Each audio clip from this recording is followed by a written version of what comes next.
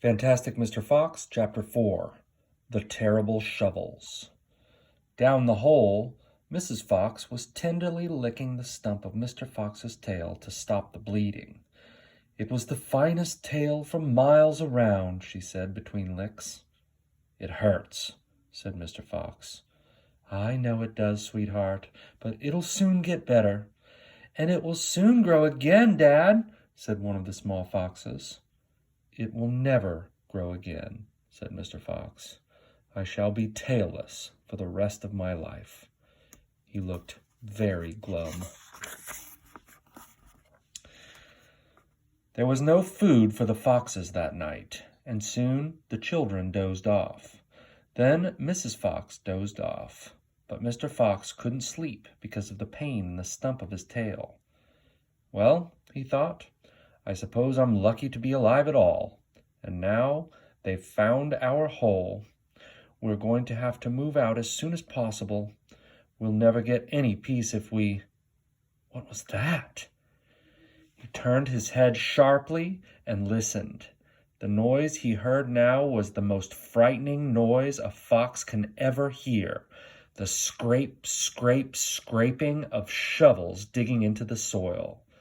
"Wake up!" he shouted. "They're digging us out!"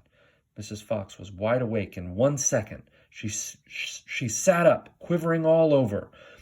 "Are you sure that's it?" she whispered. "I'm positive. Listen." "They'll kill my children!" cried Mrs. Fox. "Never," said Mr. Fox. "But, darling, they will," sobbed Mrs. Fox. "You know they will."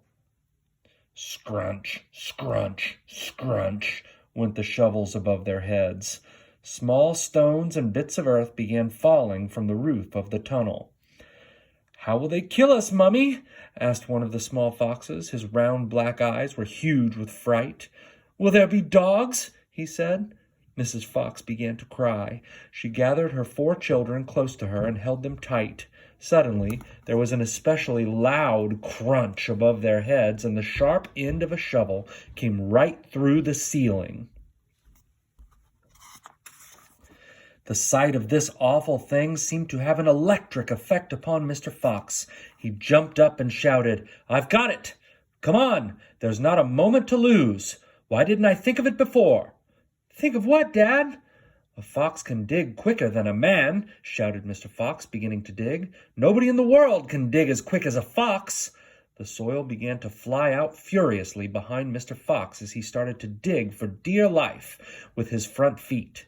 Mrs. Fox ran forward to help him. So did the 4 children. "Go downwards," ordered Mr. Fox. "We've got to go deep as we possibly can."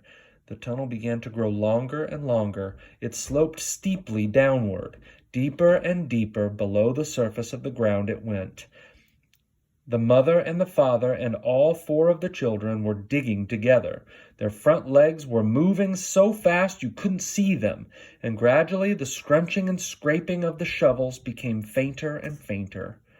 After about an hour, Mr. Fox stopped digging. "Hold it," he said. They all stopped. They turned and looked back up the long tunnel they had just dug.